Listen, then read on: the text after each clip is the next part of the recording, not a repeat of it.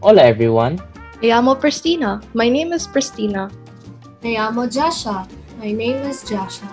Me llamo Aaryan. And my name is Aaryan. And in this video series, I'll play Magallanes, a Portuguese explorer hired by the Spanish crown to go to the Spice Islands in Indonesia, though I ended up in what is now known as the Philippines. Welcome to La Primera Parte of our Spanish video series. We hope that you're all well and safe this quarantine. Let's see if you can understand this sentence. Filipinas es una democracia. I'll give you the meaning in 5 seconds. 5, 4, 3, 2, 1. Time's up. So the meaning of that sentence is, Philippines is a democracy. It sounds very familiar, right? Do you know why? Let's ask Pristina. The sentence and the words in them can easily be understood, especially by Filipinos, because of the presence of cognados. So, what are cognados? Cognados in Spanish, or cognates in English, refer to similar words that have the same etymological origin, or the same root. This can be caused by the interaction of different cultures with different languages. Atención. La historia de Filipinas es interesante. What do you think this sentence means? 5, 4, 3, 2, 1. It means attention. The history of the Philippines is interesting. Atención meaning attention. La historia meaning the history. Filipinas is Philippines and interesante is interesting. And it is. Since the beginning of the Spanish colonial period in 1521, the Filipino language continued evolving with the influence of the Spanish language. Many of our words are similar in Spanish and even exactly the same. Let's put that to a test. Read this sentence and try to figure out what it means. El trabajador es guapo. 5, 4, 3, 2, 1. Time's up. It means the worker is handsome. El trabajador, meaning the worker, or trabajador, which is also a Cebuano word. Es means is, and guapo means handsome, or guapo in Filipino. How about el profesor está en hotel? 5, 4, 3, 2, 1. Time's up. This means the professor is in the hotel. El profesor means the professor, está means is, and hotel means hotel. Again, we understand these sentences because of common words called cognates. But to further understand why there are common words between different languages, we must first understand how languages are built and how they influence other languages. So, how are languages built? Languages are built through the interaction of different ethnic groups. For example, English was influenced by several languages like German, Latin, Celtic, and/or Greek, and is also Celtic. Latin influenced the English language. When William of Normandy invaded England, King William spoke French, which is derived from Latin. Meanwhile, German was brought by the Saxons, and Greek was one of the earliest civilizations, which influenced Latin and French, thus influencing English. Some terms that are Greek are also borrowed by English, which is very common in scientific or medical terms. English and Spanish have cognates or cognados because they share words from Latin, Greek, and German. This can be seen in words like democracia, which is democracy. That word has a Greek origin. Presidente, which means president, which has a Latin origin, and guerra, which means war, which comes from German. So, do they have influence from other languages? And how? So, to answer that question, yes, they do influence other languages. Well, this is because of various reasons. One could be colonization or invasions, like what happened to Spain in the Philippines. Spaniards lived in the Philippines for 333 years. And in that time frame, some Filipinos adopted Spanish language and even words. Another reason could be that we learn which language is used by many. For example, schools in the Philippines teach English because English is one of the most spoken languages in the world. A simple yet accurate analogy of language would be that of a garden. Imagine a language as a spirit or a garden that is changing through the years. We can say that this garden represents a language like Spanish. As a garden, new words are coming, like plants that grow, trees that bloom, and new vegetables that are planted, like pepino or calabazas, or new animals that are in the garden, like caballos. A language is to be considered dead when it is not used by the people. It will then stop evolving or changing. Spanish has almost 600 million speakers and is very much alive as it moves and changes through time. New words are being created by Spanish speakers. New words are taken from other languages, and it has already picked up from languages like German, Latin, Greek, and Arabic. Languages that aren't dead interact with each other, sometimes incorporating different words from other languages to their own. An example of this would be the word sugar.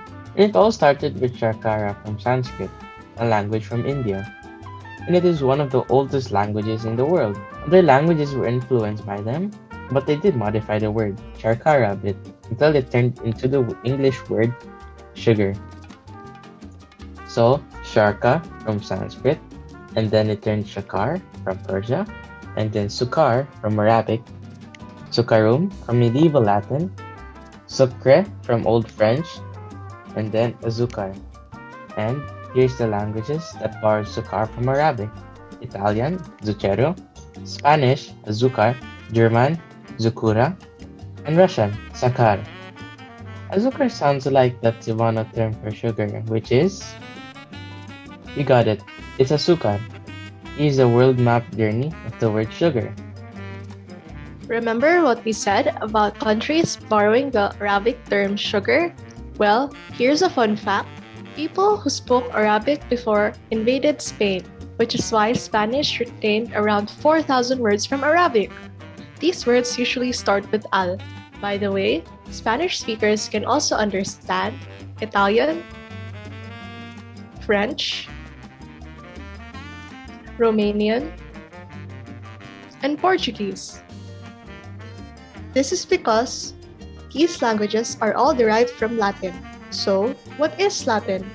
Latin, or Vulgar Latin, was language spoken by the great Roman Empire, with the capital city in Rome, Italy. Spanish is based on Latin, but it also has many Greek words. English has Latin and Greek words too.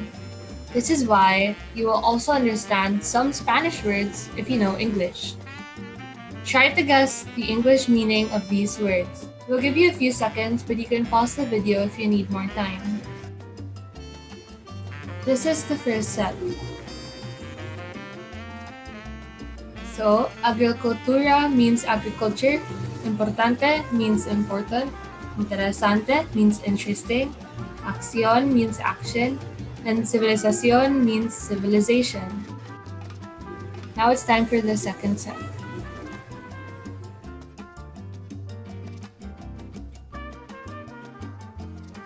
Aire means air, arte means art, artístico means artistic, poema means poem, and misterioso means mysterious. Muy bien. You might have been able to observe a pattern for translating. So, here are some rules you can follow when translating words from English to Spanish. If you know these changes, then you'll be able to understand 500 Spanish words. So, the first rule is changing the suffix able to hable. Try this for the word responsible. Good job! Responsible turns into responsable because we replaced the suffix able to hable. Next, we should replace the ending T to dad. Can you try this for the word reality? Good job! Reality turns into realidad because we replace the suffix "t" to "dad". Then, after, we replace the ending "shon" to "sion". Can you try this for the word relation? Muy bien! Relation turns into relación because we replace the ending "shon" to "sion".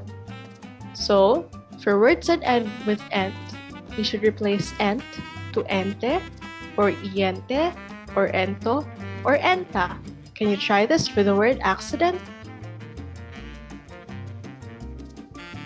Accident turns into accidente in Spanish because we change the suffix "ent" to one of the Spanish word suffixes, in this case, ente. Now, Spanish doesn't usually use double consonants, except for some words. They also like words ending in O or A. Can you try this for the word effect? So, effect turns into efecto in Spanish because we removed one F from the double consonant FF and added O to the last part. Now, here's a summary of all the rules. Now, try to translate from Spanish to English. You can use the rules and work backwards. Try to translate dignidad, foto, información, lista, and excelente.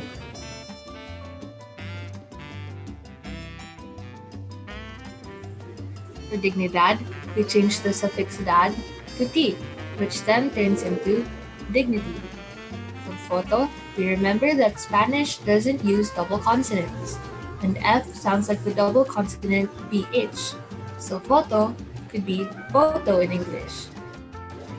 Información changed its suffix sion to shon, which directly turns into information. For turista, we changed the to OU, so that turns into turista. We then removed the vowel A because this was placed to make the double consonant easier to read. So that results to tourist. For excelente, we just changed the suffix ente to ent, which results in excellent. But it was possible that the single L was actually double L. So excelente is excellent in English. These examples seem very easy to translate without following any sort of guideline, but they actually use the guidelines that we discussed. This can help when we translate more complicated words like viento. So, first, to translate viento, you have to change V to its soft consonant W and T to its soft consonant D. After, we remove the O in the end because Spanish likes using O or A in the end of their words. It was likely that the two vowels actually were one, so we change IE to just I. So we get... Did you guess the answer? The answer is... wind. Viento means wind. Now that you know some of the Spanish-English cognates and some of the rules in translating them, answer the quizzes in the description box to test your comprehension. Thanks again for watching our video. Here's the list of sources that we use. We hope you watch our next video